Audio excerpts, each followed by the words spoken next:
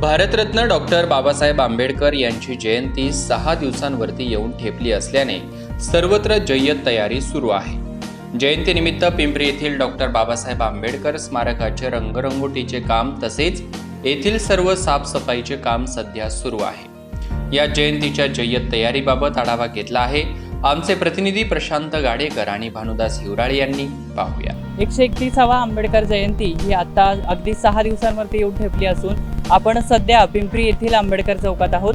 तुम्ही माझ्या मागे बघू शकता की सध्या या पुतळ्याला त्यासोबत इथील जे काही शिल्प आहेत यांना रंगरंगोटीचं काम हे सध्या इथे चालू आहे। गेले 2 वर्षापासून आता कोविडमुळे सर्व उत्सवांवरती बंदी होती, पण यावर्षी आपल्याला आंबेडकर जयंती ही अगदी उत्साहात साजरी करता येणार आहे।